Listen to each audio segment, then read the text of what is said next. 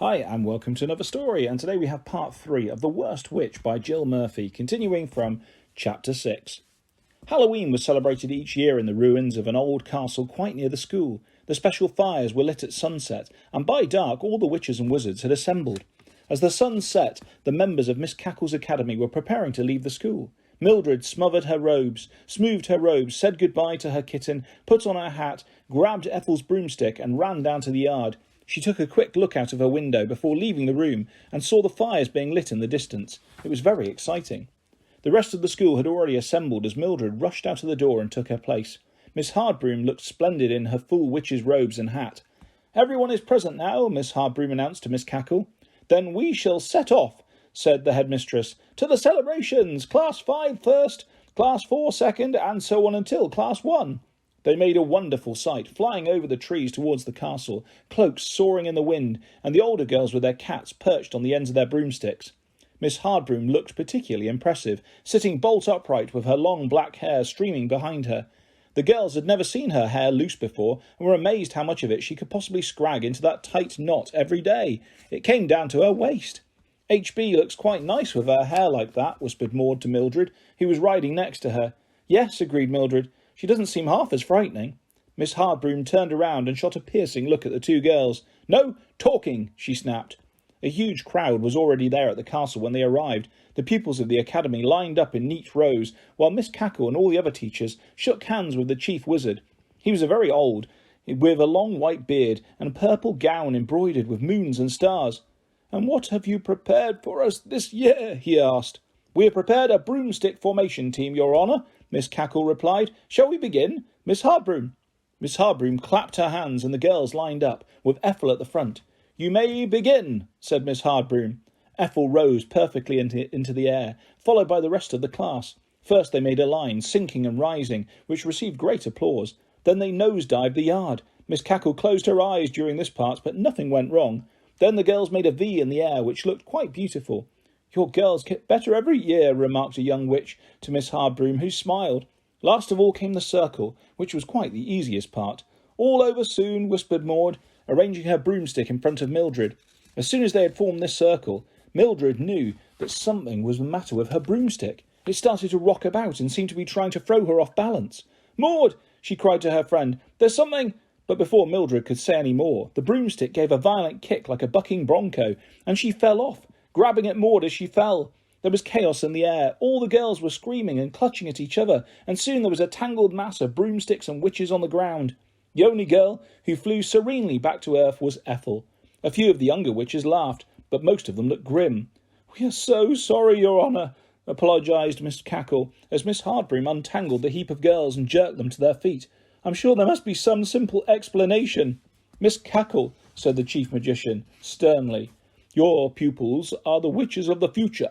I shudder to think what that future will be like." He paused, and there was complete silence. Miss Hardbroom glared at Mildred. "However," continued the chief magician, "we shall forget this incident for the rest of the evening. Let us now begin the chanting." Chapter 7. At dawn the celebrations ended, and the pupils flew wearily back to school, some riding double, as their own broomsticks were broken. No one was speaking to Mildred. Even Maud was being very cool towards her friend. And Form 1 was in disgrace. When they arrived at the academy, everyone was sent straight to bed. It was the custom, after all the all-night Halloween celebrations, to sleep until noon the next day. "Mildred," said Miss Cackle in a sharp voice, as Form 1 made their way miserably up the stairs, "Miss Hardbroom and I will see you in my office first thing tomorrow afternoon." "Yes, Miss Cackle," replied Mildred, almost in tears, and she ran up the steps. As Mildred opened her bedroom door, Ethel, who was behind her, leaned across and whispered, "That'll teach you to go around changing people into pigs," and she pulled her face and ran away down the corridor. Mildred closed the door and fell onto her bed, almost flattening the kitten, which leapt out of the way just in time. "Oh, Tabby," she said, burying her face in the kitten's warm fur. "I've had such a dreadful time, and it wasn't even my fault. I might have known Ethel wouldn't lend me her broomstick out of kindness. Nobody will ever believe that it wasn't me, just being clumsy as usual." The kitten licked her ear sympathetically, and the bats turned around through the narrow window and settled upside down on the picture rail. 2 hours later, Mildred was lying in bed, still wide awake. She was imagining what the interview of Miss Cackle and her terrible form mistress would be like. The kitten was curled up peacefully on her chest. It'll be awful, she thought, sadly looking towards the grey sky outside the window. I wonder if they'll expel me, or perhaps I could tell them it was Ethel. No, I would never do that. Suppose they decided to turn me into a frog. No, I'm sure they wouldn't do anything like that. Miss Hardbroom said that was against the witch's code. Oh, what will they do to me? Even Maud thinks it's my fault, and I've never seen H.B. look more furious. She lay thinking about it until she was really frightened, and suddenly she leapt out of bed. Come on, Tabby, she said, pulling a bag out of the wardrobe. We're running away. She stuffed a few clothes and books into the bag and put on her best robe so that no one would recognise the usual school uniform. Then she picked up her broomstick, put the kitten into the bag, and crept out along the silent corridor to the spiral staircase. I shall miss the bats, she thought. It was a cold, dull morning, and Mildred pulled her cape around her shoulders as she crossed the yard, glancing around in case anyone was watching. The school seemed very strange with no one about. Mildred had to fly over the gates, which were locked as usual, but it was difficult to balance with the bag slung on the back of her broomstick, so she got off on the other side of the gates and started through the pine trees on foot. I don't know where we're going, Tabby, she said, as they picked their way down the mountainside. Chapter 8. It was very gloomy in the forest, and Mildred felt slightly uneasy, surrounded by dark trees which grew so thickly together that no light fell between them. When she was almost at the bottom of the mountain, she sat down to rest, leaning her back against a tree, and the kitten climbed out of the bag to stretch itself on the grass.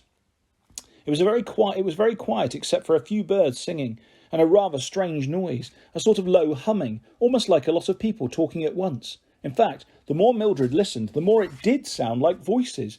She looked in the direction of the noise and thought she saw something moving along the trees. Let's go and have a look, Tabby, she whispered.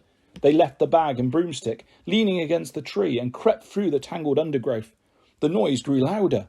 Why, it is people talking, said Mildred. Look, Tabby, over there, through the branches.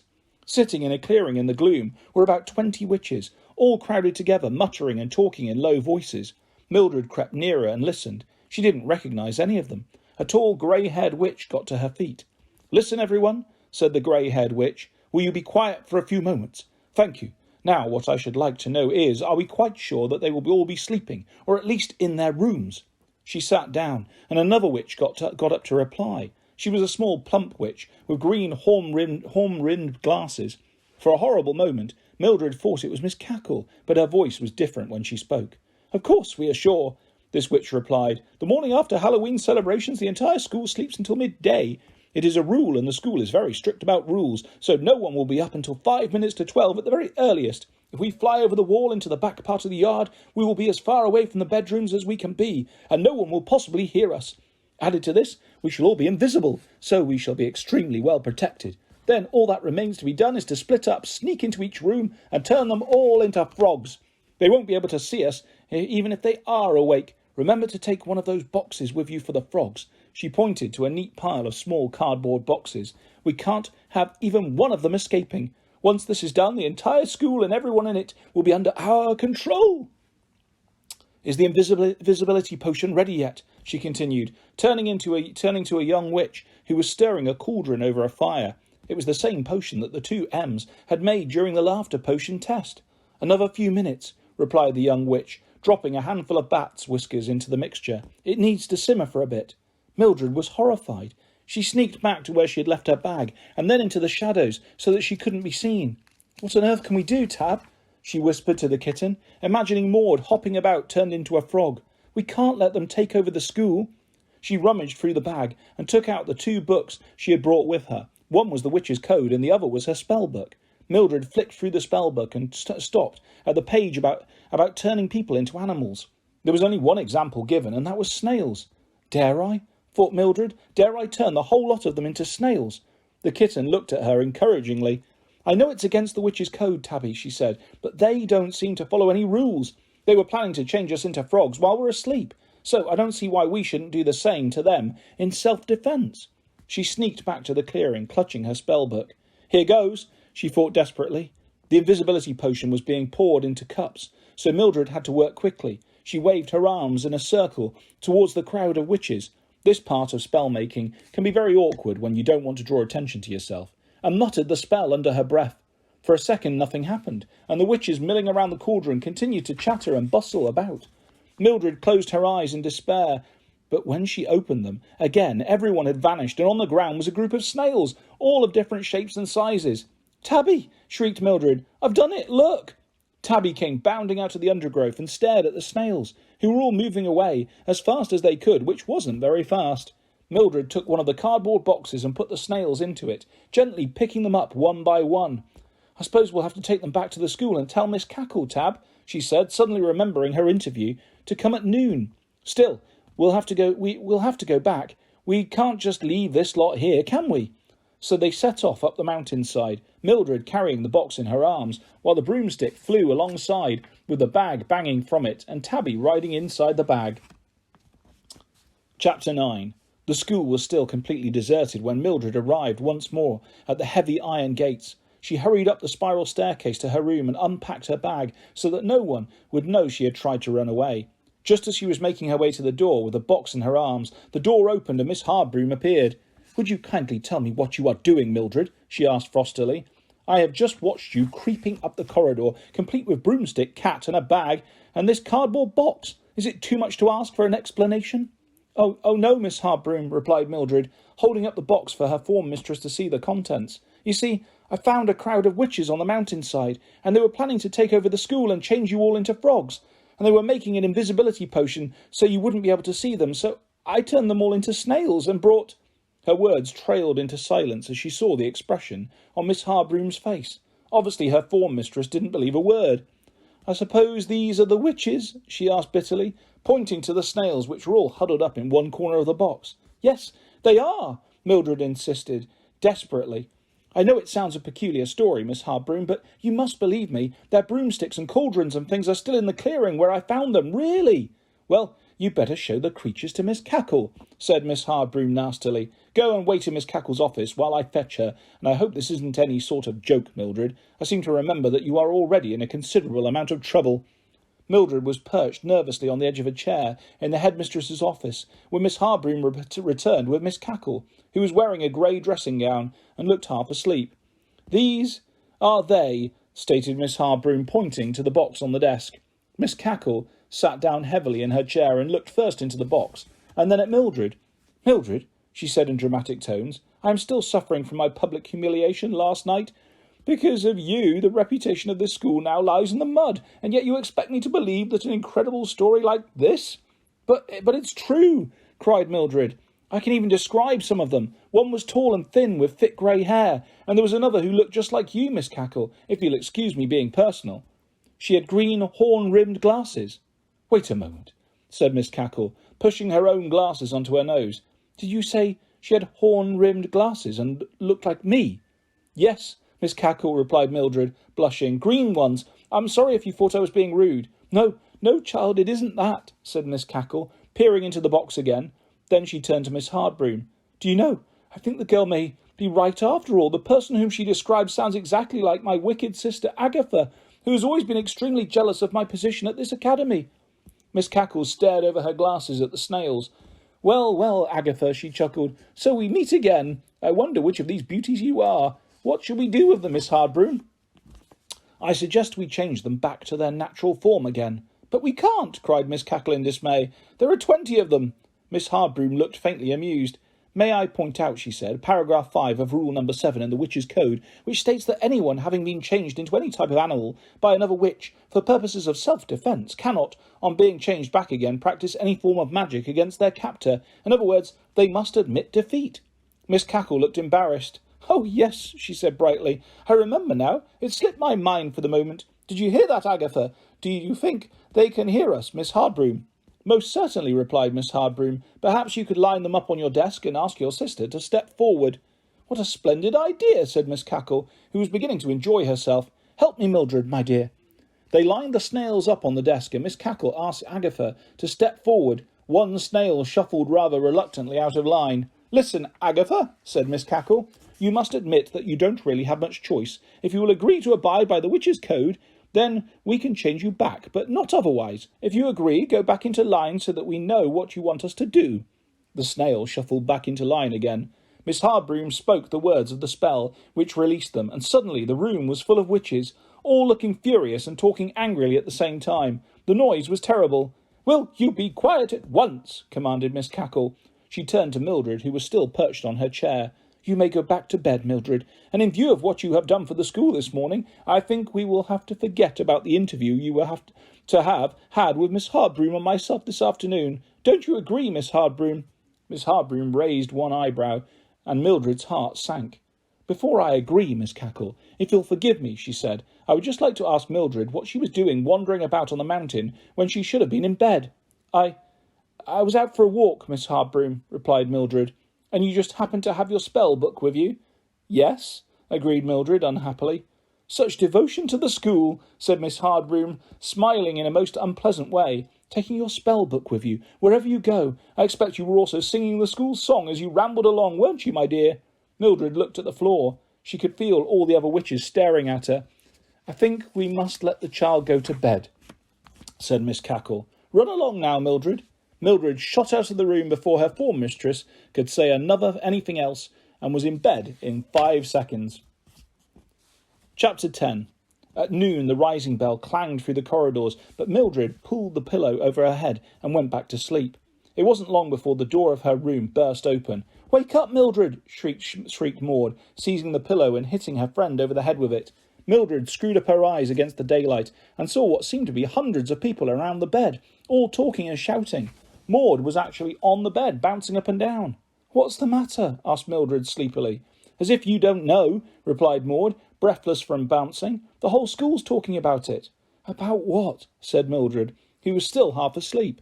"Will you wake up?" shrieked Maud, pulling the bedclothes back. "You saved the whole school from Miss Cackle's wicked sister, that's all." Mildred sat bolt upright. "So I did," she exclaimed, and everyone laughed. "Miss Cackle's calling a meeting in the Great Hall," said Dawn and Gloria, 2 other members of Form 1. "You'd better hurry and dress. She'll expect you to be there." Mildred jumped out of bed and her friends went off to the hall. She was soon ready and ran to join them, shoelaces trailing along the floor as usual. Maud had saved a place for her, and Mildred was embarrassed to notice that everyone stared as she came into the hall. While they waited for the teachers to arrive, Mildred decided to tell her friend about Ethel.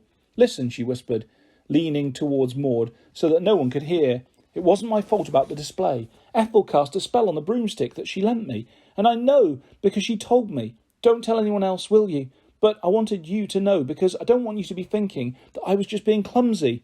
"But everyone already knows," said Maud. "Do they?" exclaimed Mildred. "Who told them?" "Well, you know what Ethel's like," replied Maud. "She just had to tell someone how clever she'd been, so she told Harriet, and Harriet thought it was a dreadful thing to do, so she told everyone else.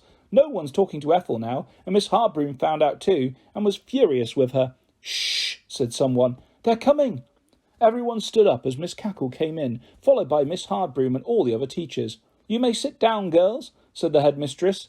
"As you all know, the school narrowly escaped invasion this morning. Had it not been for a certain young member of the school, we should not be here, but would be hopping around, turned into frogs." The girls laughed. "No, no, girls, do not laugh. It would not be at all funny had it happened. However, as it did not happen, I proclaim the rest of today a half-holiday in honour of Mildred Hubble. Mildred, would you come up here for a moment?" Mildred went bright red and was pushed to her feet. She stumbled through the rows of chairs, tripping over feet as she went, and clumped across the platform to Miss Cackle's table. "Now, don't be shy, my dear," said Miss Cackle, beaming. She turned to the school. "Come along, school. 3 cheers for our heroine, Mildred." Mildred blushed and twisted her fingers behind her back as the cheers rang out. It was a relief to the heroine when it was all over. As they filed out of the hall, she was thumped on the back and congratulated by everyone, except for Ethel, who gave Mildred the nastiest look you've ever seen. "Good old Mill!" yelled someone. "We'll get out of our chanting test, thanks to you," said someone else. "Thanks for the holiday." "Thanks, Mill," and so on.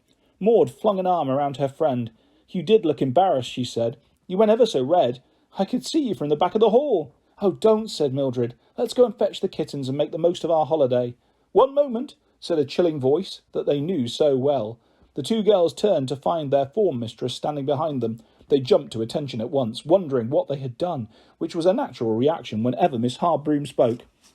This time, however, to their amazement, she smiled. A friendly smile, not like the usual curl at the corner of the lips. "I just wanted to say thank you, Mildred," she said. "Run along now, girls, and enjoy your holiday before it's over." She smiled again and vanished. The girls just stared at each other. "Sometimes," said Mildred, I think she probably isn't as mean as we think she is. Perhaps you're right, Mildred, said Miss Hardbroom's voice from behind Mildred's ear, and the two girls jumped in horror. Mildred grabbed her friend's hand, and they hurried away down the corridor out into the misty playground, leaving Miss Hardbroom's laughter echoing from nowhere along the empty passage. And that is the end of The First Witch by Jill Murphy. I'll be back soon with lots more Worst Witch stories and lots of other stories and videos coming your way very soon. If you'd like to subscribe or hit a like, that's always appreciated. Thanks for listening, guys. Take care. Bye-bye.